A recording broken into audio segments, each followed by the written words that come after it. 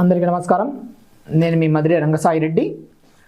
ఈరోజు ఆంధ్రప్రదేశ్లో అరెస్టుల పరంపర, రిమాండ్లు, పీటీ వారెంట్లు, బెయిల్స్ ఇవన్నీ రాజకీయ వర్గాల్లో బాగా ప్రాచుర్యంలో ఉన్న పదాలు. ఇందుకు సంబంధించి 2019-24 ఎవరైతే బాగా ఊగారో, ఎవరైతే బాగా రెచ్చిపోయారో వాళ్ళనైతే ఈరోజు ప్రత్యేకంగా కేసులు వెంటాడుతున్నాయి అనడంలో ఎటువంటి డౌట్ అయితే లేదు. ఇందులో భాగంగా గన్నవరం మాజీ ఎమ్మెల్యే వల్లభనేని వంశీ గారికి పాపాలు పట్టి పీడిస్తున్నాయి అనైతే ఒక ప్రత్యేకమైన చర్చ నడుస్తుంది. ఆ రోజు అధికారంలో ఉన్నప్పుడు నోటికి అద్దు అదుపు లేకుండా చెలరేగిపోయారు, ఎందుకు మనం చూసాం. దానికి సంబంధించి ఇప్పుడు కేసులు ఒకదాని వెంట ఒకటి వెంటబడుతూనే ఉన్నాయి.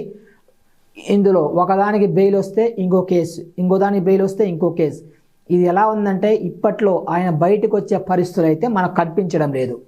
ఏది ఏమైనప్పటికీ ఆయన వచ్చేసి గతంలో టీడీపీలో ఉన్న వ్యక్తి, టీడీపీ నుంచి వైసీపీకి జంప్ అయ్యారు, ఇప్పుడు వైసీపీలో ఉన్నారు ఆయన.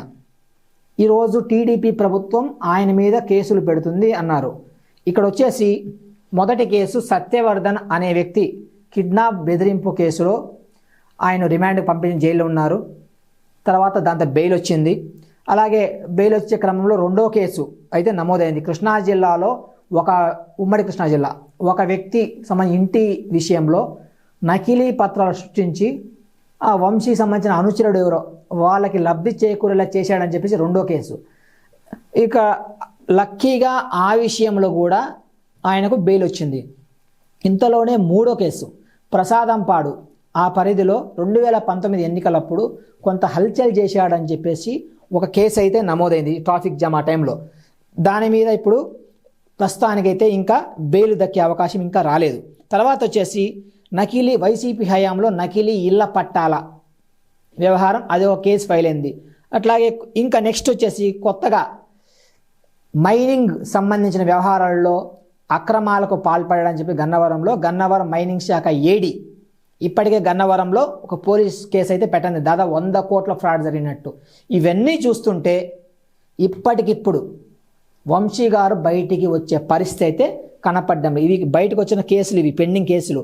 ఒక కేసు నుంచి బయటికి రాకముందే పీటీ వారెంట్ కోర్టు హాజరుపరచమని ఇవ్వడం. ఇప్పుడు ఇటీవల నూజివీడు కోర్టు 19లో హాజరుపరచమని తన ముందు వంశీ గారిని.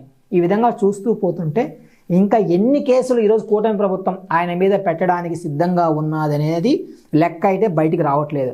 ఏది ఏమైనా మనం ఇక్కడ ఒక విషయం గుర్తుపెట్టుకోవాలి, అధికారం ఉంది అని చెప్పేసి ఎవరు ఇష్టం వచ్చినట్టు చెలరేయకూడదు. అలాగే కక్ష సాధింపు కూడా అధికారంలో ఉన్న వాళ్ళు చేయకూడదు.